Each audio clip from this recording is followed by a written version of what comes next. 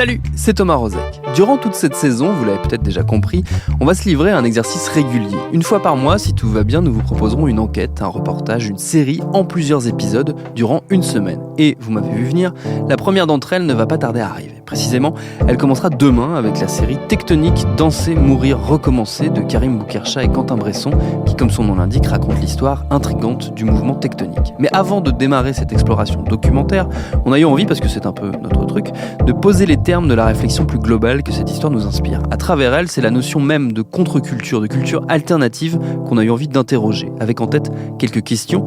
Pourquoi ces mouvements qui se construisent en dehors du mainstream semblent être systématiquement et de plus en plus rapidement rattrapés et absorbés par lui? Est-ce que l'underground est devenu impossible? Ce sera notre épisode du jour. Bienvenue dans Programme B.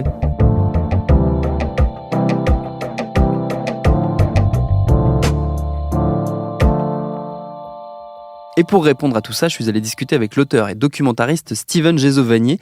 Il a signé de nombreux livres aux éditions Le Mot et le Reste, et plusieurs d'entre eux traitent justement de contre-culture musicale la plupart du temps, mais pas que. Et d'ailleurs, histoire qu'on soit pas totalement perdu, je lui ai demandé pour démarrer si on pouvait poser une définition de cette notion un peu floue de contre-culture. C'est peut-être ce qu'il y a de plus difficile, parce que la contre-culture, c'est un mot un peu galvaudé. On dit, bon, la contre-culture, c'est des courants musicaux, etc., etc. En fait, peut-être pour revenir aux racines, le concept, il a été inventé en 69 par un universitaire américain qui s'appelait Theodore Roszak, et qui a théorisé un peu le truc quand il a vu Woodstock et autres. Et il s'est dit, waouh, on a affaire à une contre-culture. Alors, contre-culture, enfin, plutôt, il disait vers une contre-culture. Hein. D'ailleurs, le titre du bouquin qu'il avait sorti à l'époque. Et l'idée, selon lui, il assistait vraiment à une contre-culture. Alors, culture au sens... On a tendance aujourd'hui à dire que c'est la culture au sens artistique, esthétique du terme. Lui, il voyait ça de manière un peu plus vaste, et je pense qu'il a raison. Enfin, en tout cas, que ça permet de préciser et de trier un peu ce qu'est une contre-culture authentique plutôt que d'un simple mouvement artistique. C'est de dire que c'est la culture au sens le plus grand du terme, quoi, la culture au sens quasiment de civilisation.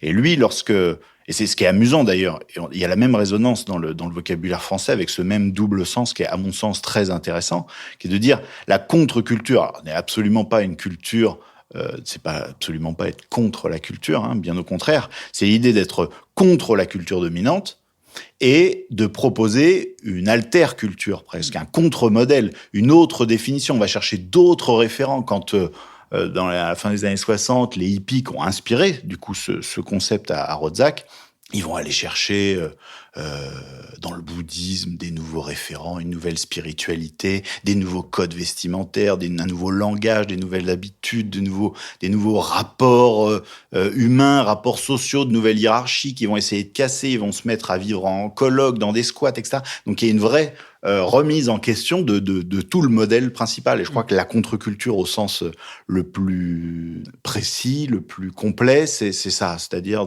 au-delà même... Alors évidemment, quand on parle de contre-civilisation, de contre-modèle, de culture, évidemment, ça s'accompagne de nouvelles musiques, de nouveaux graphismes, d'une nouvelle esthétique globale, qu'elle soit vestimentaire, visuelle et autres. Et donc oui, ils vont inventer un art psychédélique, une musique psychédélique. Et on a tendance à résumer la contre-culture des 60s à ça, tout comme on résumerait les punks à leur musique. Mais en réalité, il y a bien plus que ça. Il y a un vrai, il y a un mode de vie et une proposition alternative qui s'impose pas aux autres. C'est ce qui différencie aussi la contre-culture de courants qui peuvent être révolutionnaires, idéologiques ou quoi. Non, la contre-culture, elle s'établit dans les marges. Elle commence toujours par les marges. C'est là qu'elle fait son petit nid à l'abri du modèle dominant, de l'influence d'une autorité centrale, etc. Et elle fait naître ce que Hakim Bey avait appelé les zones d'autonomie temporaire, quoi. Ces espèces de petites enclaves d'utopie qui veulent s'ancrer dans le présent. Et c'est vrai que je crois qu'il y a deux slogans qui résument un peu l'essence, l'esprit de la contre-culture, qui sont « Do it now », fais-le tout de suite, et « Do it yourself », fais-le toi-même, quoi. Et je pense que ça, c'est vraiment les deux maximes, les deux logiques même de la contre-culture.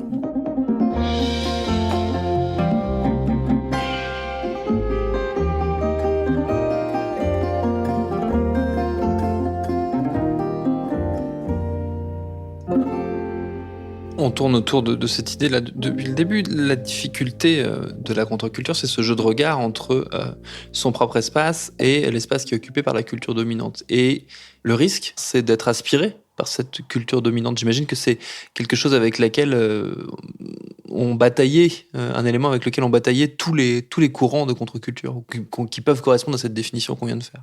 Complètement. C'est presque même le paradoxe, je dirais.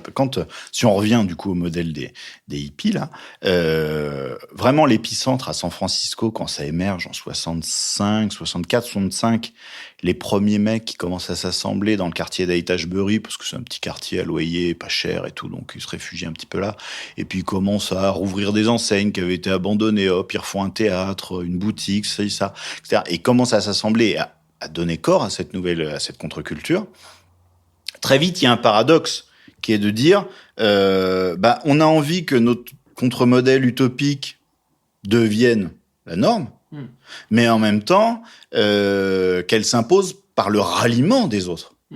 Mais tout le paradoxe est que si on s'y rallie, ça devient mainstream. Et du coup, il y a une espèce de paradoxe qui va sans doute nourrir lui-même une prochaine contre-culture parce que c'est devenu un courant dominant. Faut voir qui absorbe l'autre. Et en général, c'est la culture mainstream qui absorbe la surface de la contre-culture, ce qui fait, à mon avis, que on se trompe quand on parle de contre-culture simplement au sens artistique. C'est justement, c'est-à-dire que le mainstream va absorber, avaler, ingurgiter, digérer la surface visible, que ce soit les arts, la musique, les arts graphiques, etc. Et donc absorbe ça, mais en oubliant tout le message qu'il y a derrière. Et donc ça, c'est le paradoxe. Mais quand on remonte un peu les généalogies de la contre-culture, c'est toujours ce même mécanisme où l'un cherche à chasser l'autre et à établir des limites. Quand les hippies, d'ailleurs, les premiers hippies, et c'est presque ce qu'il y a de plus drôle à San Francisco, vont refuser ce terme de hippie. Et surtout, attention, ils vont mettre en garde les autorités de San Francisco en disant arrêtez d'envoyer de la musique hippie machin, les fleurs, le flower power et tout, parce que ça attire un flot gigantesque de jeunes paumés, fugueurs qui aspirent à autre chose. Beaucoup d'ailleurs aspirent pas franchement à l'utopie, mais plus à la fumette, aux filles et à la musique et à l'amour libre, etc. Et du coup, font dégénérer le mouvement parce qu'il est plus capable de se supporter lui-même. Et eux, les premiers hippies qui s'appelaient les freaks, refusent ce terme de hippie inventé par les médias. Ils qualifient les mecs qui arrivent avec les chemises à fleurs et les colliers de perles de plastic hippies. Et ils organisent même d'ailleurs un faux cortège funèbre où ils enterrent en procession symbolique ce hippie médiatique. Et voilà, il y a un truc amusant aussi, toujours à San Francisco. À un moment, il y a la ligne de bus Greyhound qui organise un circuit touristique à l'intérieur de San Francisco en disant on vous offre le premier circuit touristique à l'intérieur même des frontières du pays, dans un pays étranger, quoi. Venez vivre ce truc, cette expérience unique. Et donc, des bus traversent Haight-Ashbury, ce fameux quartier qui est peuplé de Hells Angels, de freaks et autres, et de gourous et toutes sortes d'une population à la fois effervescente et diverse. Et du coup, les mecs dans le bus regardent ça avec des grands yeux en disant « Waouh, qu'est-ce que c'est que cette tribu de sauvages à l'intérieur même du pays ?» Et l'arme que vont avoir ces freaks, c'est de distribuer des petits miroirs à chacun pour leur renvoyer l'image d'eux-mêmes aux gens à bord du bus. Et je crois que la scène résume assez bien le paradoxe, quoi. Est-ce que ça veut dire que la contre-culture, c'est nécessairement une expérience restreinte? Ça peut pas être l'expérience d'un grand groupe, mais forcément celle d'un petit groupe? J'ai envie de dire non. J'aimerais dire non. Mais je crois que oui, quand même. En tout cas, quand elle est surpeuplée, je vais revenir toujours à San Francisco, là. Ils font la première clinique gratuite, le premier hôpital gratuit, libre et gratuit d'Amérique. Ils organisent des distributions gratuites de nourriture, d'échanges de vêtements, etc. Il y a un vrai modèle qui s'installe et qui est assez, qui semble pérenne au début, et qui aurait tendance à vouloir s'étendre, mais quand arrive ce flot gigantesque, on peut plus faire face à la vague, et du coup, c'est submergé et galvaudé, etc. Après, est-ce qu'il faut absolument que la contre-culture perdure? Ça, c'est une autre question. Est-ce qu'il faut qu'elle reste, c'est quoi, la quête de la pureté, de la sincérité, de l'authenticité? À San Francisco, en Californie plus largement, il y a cette bataille un peu entre les deux scènes à la fin des années 60 dans le mouvement psyché, entre San Francisco qui, elle, se revendique, nous, on est la scène authentique, le Grateful Dead, Janis Joplin et tout, nous, on est les vrais de vrais. Et puis, il y a Los Angeles qui est accusé d'être, justement, la cité du stuc, d'Hollywood, du faux, etc., du chiquet. Pourtant, c'est Los Angeles qui a fait Zappa et autres. Et donc, c'est toujours comme ça, il y a une revendication du puriste.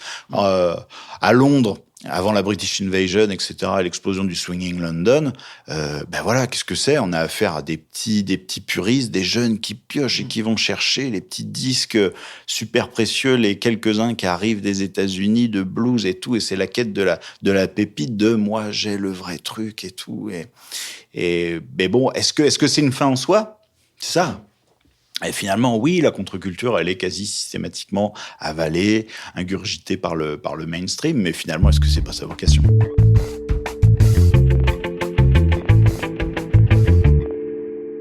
Mais est-ce qu'elle ne l'est pas de plus en plus rapidement, au fur et à mesure que le temps avance ? Est-ce que finalement, l'industrie, là je parle peut-être plus du point de vue effectivement de l'industrie des arts, que ce soit la musique ou les arts visuels, a très vite compris à partir des années 60 que c'était dans ces mouvements-là qu'elle allait trouver des nouvelles parts de marché quelque part ? C'est vrai que l'industrie, mais bon, il faut voir aussi que l'industrie musicale s'est construite à partir des années 50, vraiment qu'elle a pris son ampleur véritable à ce moment-là.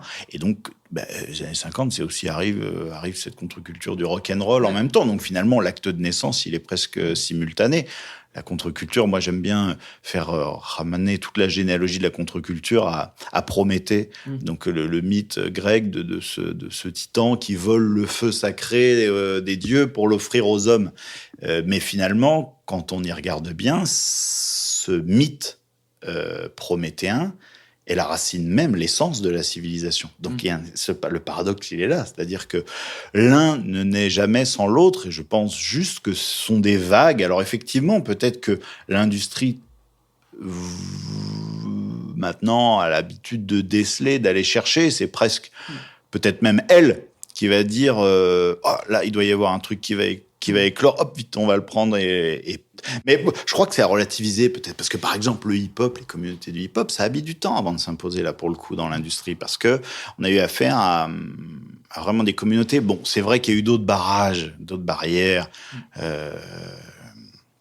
raciales, notamment, hiérarchie sociale, etc., qui faisait que, regardez peut-être Harlem et les quartiers blacks d'un œil hautain, et que l'industrie doutait peut-être même pas qu'il pouvait en sortir quelque chose d'aussi fantastique.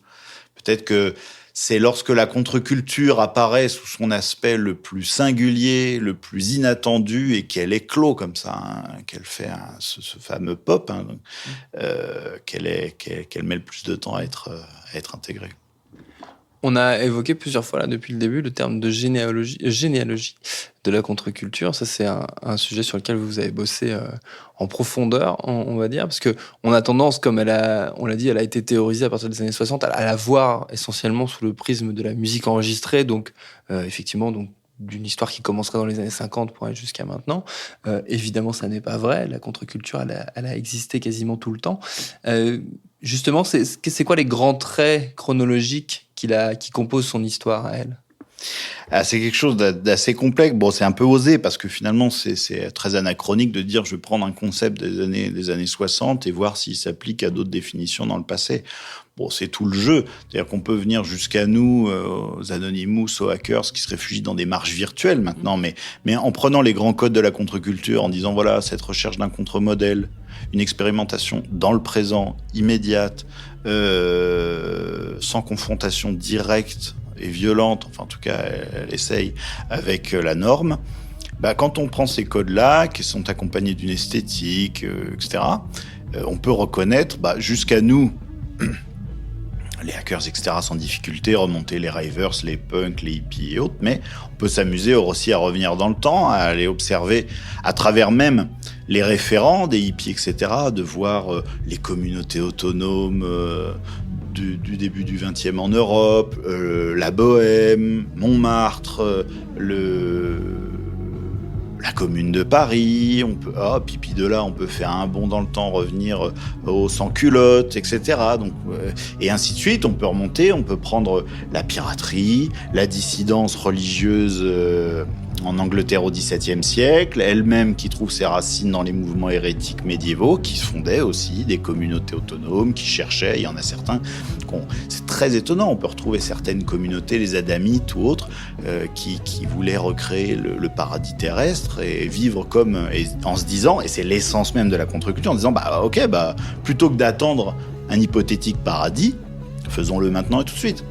Théodore Rodzak le dit en ces termes même dans son bouquin et en théorisant le concept. Il dit voilà, la contre-culture, elle cherche la création de la Nouvelle Jérusalem. Bon, lui, il va chercher chez des référents religieux et bibliques, mais l'idée c'est ça, c'est recréer un paradis terrestre sans attendre une promesse de salut qui viendrait d'on ne sait où. Et donc les Adamites, par exemple, au Moyen-Âge, les mecs, ils fondent des communautés, ils vivent à poil, tranquilles. Et on a l'impression de voir le stéréotype même de ce qu'on a pu voir sur des mouvements beaucoup plus récents. Et eux, les Adamites eux-mêmes, s'inspirent d'un mouvement antique où il y avait déjà des Adamites dans les débuts du christianisme. Et puis comme ça, on peut remonter, puis on remonte, et puis on se rend compte qu'en fait, il y en a toujours eu. Et c'est comme ça qu'en m'amusant, et il y a même des filiations très directes. Je pense par exemple aux dissenters anglais, donc à des mouvements de dissidence anglais aux alentours de la première révolution anglaise. Des mecs qui vont être chassés par Cromwell et tout, et qui vont... Par exemple, il y a un de ces mouvements, sont les Diggers. Alors les Diggers, c'est un mouvement pseudo-religieux qui s'établit sur une colline qui appartient à un seigneur et qui dit allez, on fonde ici notre nouveau village, on va vivre selon nos propres trucs, nos propres modes, nos propres etc. en faisant fi de la société féodale et du reste.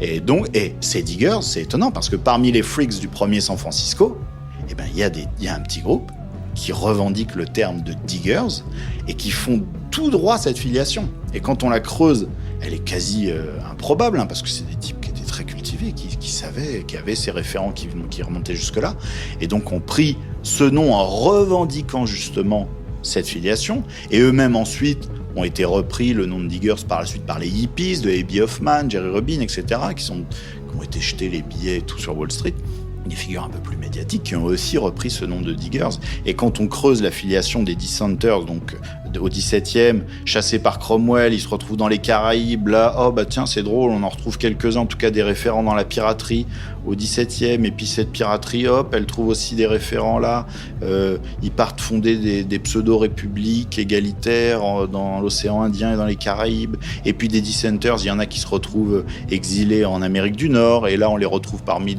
les pionniers, les fondateurs de l'Amérique, avec les Quakers et autres. D'autres vont aller jusque à la conquête de l'Ouest, sur la Californie, etc., donner vie à ce mythe de l'Ouest, de la ruée vers l'or, en inventant aussi leur propre village, avec leurs propres habitudes, faisant fi de la Bible et des commandements de la morale et autres. Et donc, c'est assez drôle comme on peut reconstituer une filiation, une vraie filiation, quoi.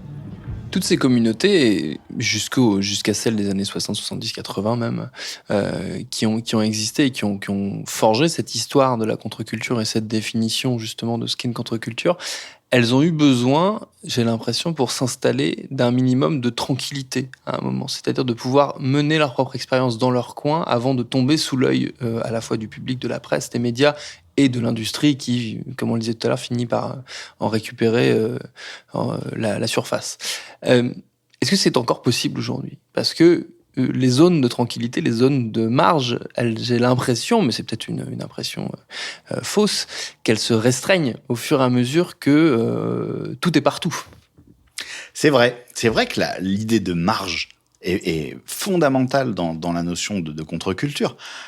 Quand les dissenters, donc anglais, se tirent dans les Caraïbes, etc., ou que les pirates établissent leur contre-culture sur des bateaux, c'est pas pour rien. C'est parce qu'à cette époque, la marge géographique, c'est encore ce grand et vaste océan, c'est l'autre monde de l'autre côté. Une fois que ce monde est colonisé, qu'est-ce que c'est ?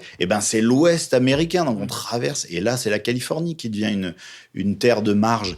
Et petit à petit, comme ça, toujours la marge est cherchée. À partir du XXe siècle, ça va devenir la marge virtuelle, la marge du net. Parce qu'effectivement, le monde est entièrement comme ça occupé. il y a plus de marge géographique, donc on va chercher ces marges ailleurs. Et quand on trouve parmi les pionniers du web, on retrouve des types, je pense par exemple à John Perry Barlow, qui est décédé il n'y a pas très longtemps, qui était un des pionniers du net, qui est parolier du Grateful Dead, et donc qu'on trouvait parmi les hippies, etc., et qui a pondu une déclaration d'indépendance du web en disant ceci est un autre monde où vous ne viendrez jamais, etc. Et là, on est dans l'essence pure de la contre-culture. Alors, est-ce que aujourd'hui, il y en a encore ? Il y a toujours des marges, parce que la contre-culture, je trouve que on peut assez bien la rapprocher de la notion de zone d'autonomie temporaire d'Hakim Bey, c'est-à-dire qu'elle peut éclore comme ça à un moment donné et hop, disparaître. Comme je pense au rave party, on en montrait l'exemple dans les années 90. C'est-à-dire que, hop, ils arrivent dans un endroit, pouf, on fait un petit festival, la communauté prend vie soudainement, comme ça, elle agrège les forces momentanément et hop, tout le monde repart. Et donc ça, c'est encore possible, tout à fait possible. Les punks, par exemple, ils sont bien établis leur communauté dans des squats, dans finalement des marges intérieures, des marges souterraines, des marges de zones qui sont délaissées, dans le milieu urbain hyper industrialisé. Donc ça, c'est encore possible.